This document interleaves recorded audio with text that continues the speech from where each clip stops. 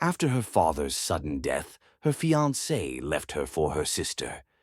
What she found on a USB drive hidden in his desk drawer would destroy them both in exactly 90 days.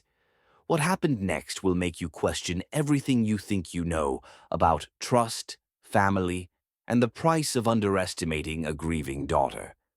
Before we start, if you love stories about justice and karma, hit that subscribe button and drop a comment telling me where you're watching from.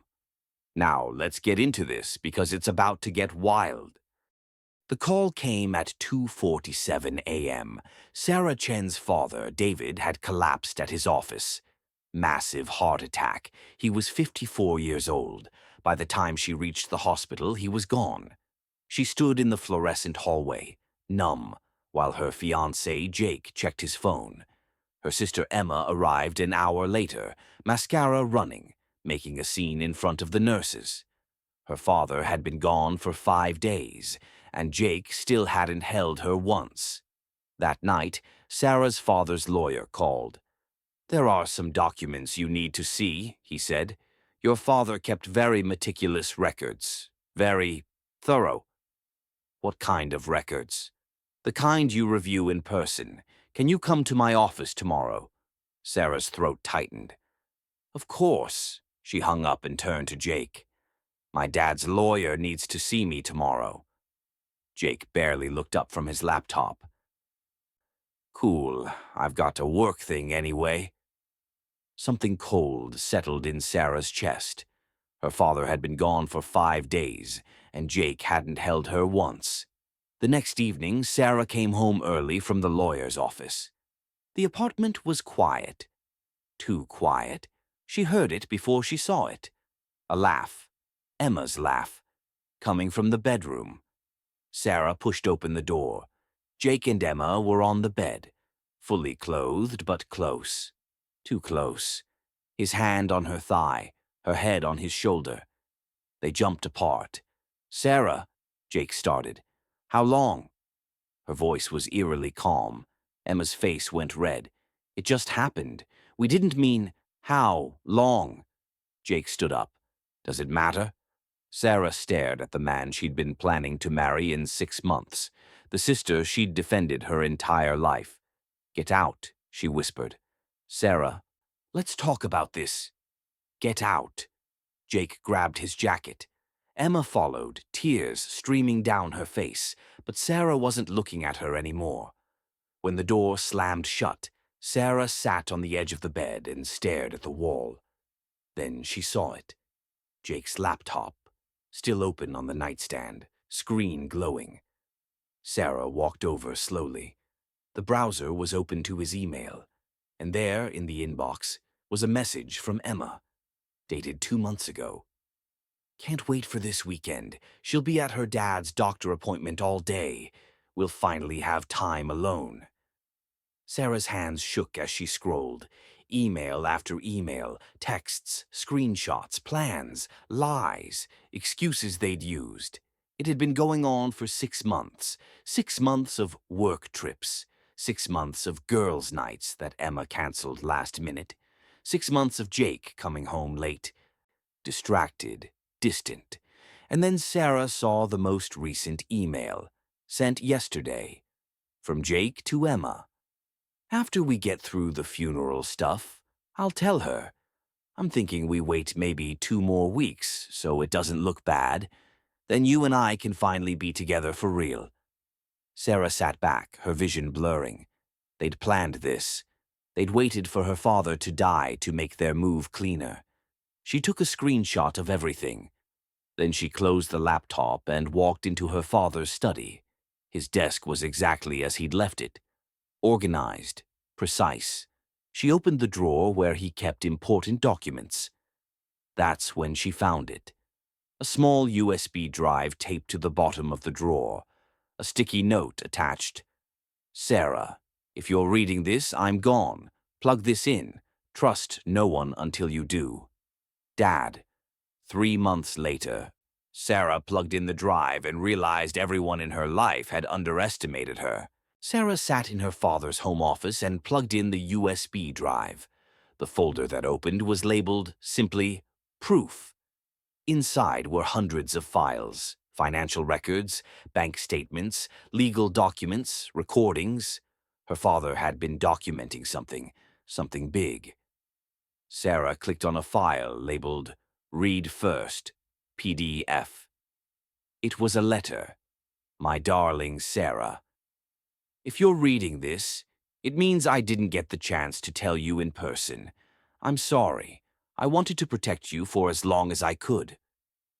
I've been investigating Jake Moreno for 8 months. He approached you deliberately. He targeted you because of me, because of what I built. He's been working with Emma to get access to our family's assets. I have recordings, emails, bank transfers, everything you need. I couldn't tell you while I was alive. I was gathering evidence, building a legal case. But now it's yours. Use it carefully. Protect yourself. I love you. I'm so proud of you. Dad. Sarah's hands went numb. She clicked the next folder. Recordings. Audio files. Dozens of them. The voices were clear. Jake and Emma. In restaurants, in cars, at family dinners. They'd been planning this from the beginning. Marry Sarah, access her father's tech company equity and real estate holdings, then leave her with nothing. Jake's voice on one recording. Once we're married, she'll put me on everything. Her father's stupid enough to trust me. Emma's reply. What if she finds out? Jake. She won't. And even if she does, by then we'll have access to everything.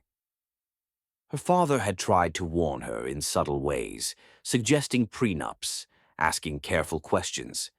But Sarah had defended Jake every time. By dawn, Sarah had listened to enough to understand the truth. Jake wasn't just a cheater. He was a con artist. Emma had gambling debts, $50,000 borrowed from loan sharks. Jake had promised to clear them once they got Sarah's money. Her father had documented everything. Shell companies Jake had set up, fake business proposals, forged documents. And now Sarah had it all. They thought she was heartbroken. They thought she had nothing. And that mistake would cost them everything. Sarah didn't cry. She didn't confront them. She didn't fall apart. She went to her father's lawyer the next morning with the USB drive. How much of this is admissible? She asked. He reviewed the files for 3 hours. All of it, he said finally. Your father was meticulous. These recordings were made in single-party consent states.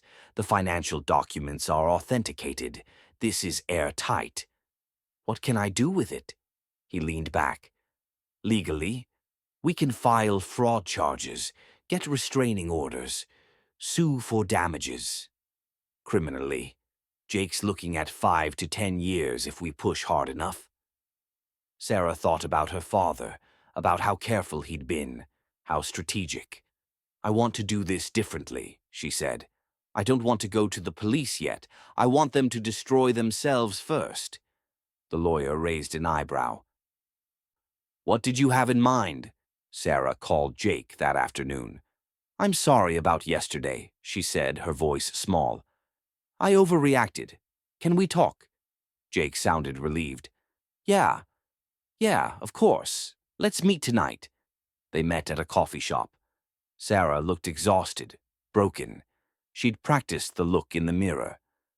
I've been thinking, she said quietly. Maybe we moved too fast. Maybe we need some space. Jake nodded quickly. I think that's smart. Some space. Time to figure things out. I'm going to stay at my dad's house for a while, Sarah continued.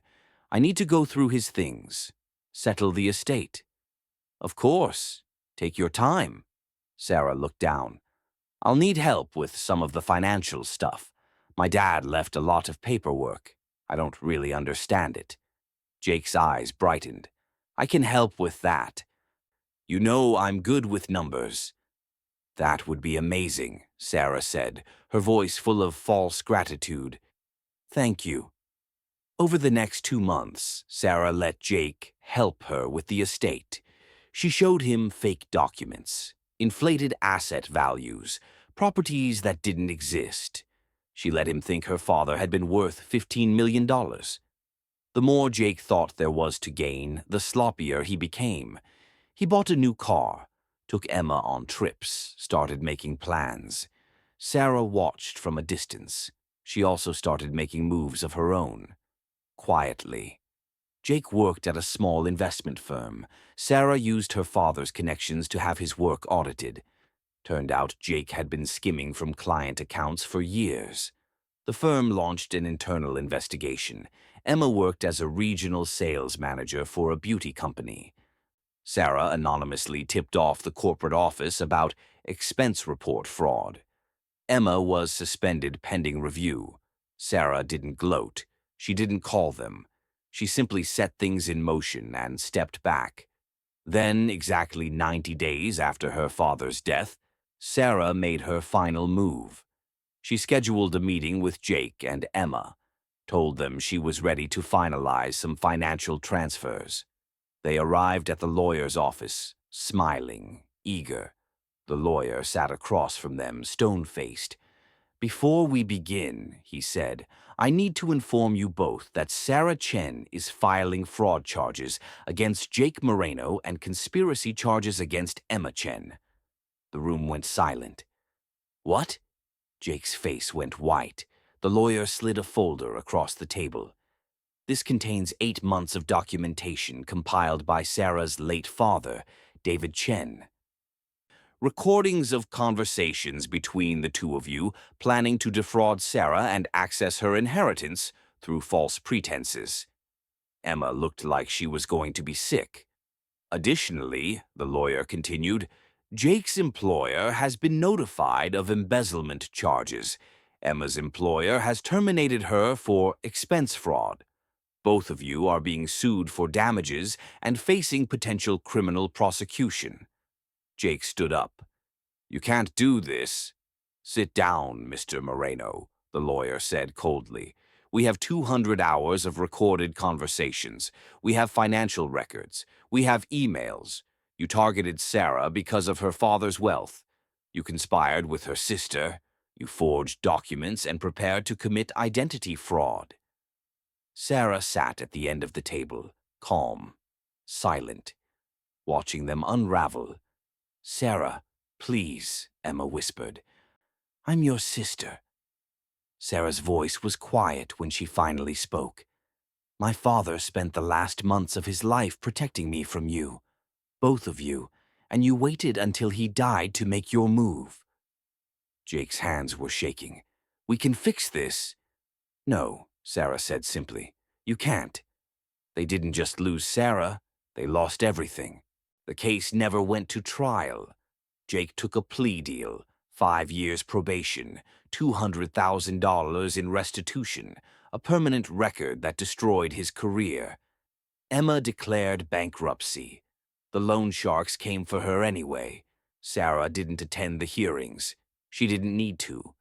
6 months later, Sarah stood in her father's old office, now hers. She'd taken over his tech company, expanded it, hired the right people. She'd also started a foundation in her father's name, scholarships for first-generation college students. She thought about Jake and Emma sometimes, but not often. They'd made their choices. They'd revealed who they were. And in doing so, they'd freed her to become who she was meant to be. Her phone buzzed, a text from an unknown number. "Sarah, it's Emma. I'm sorry. Can we talk?" Sarah stared at the message for a long moment. Then she deleted it and turned off her phone. Some people don't deserve a second chance. Some storms you simply survive. And when you come out the other side, you don't look back. Sarah picked up her father's photo from the desk. He was smiling, proud. "I stood, Dad," she whispered, "just like you taught me." The sun set over the city skyline, painting everything gold. Sarah sat at her desk, a cup of tea cooling beside her, and smiled.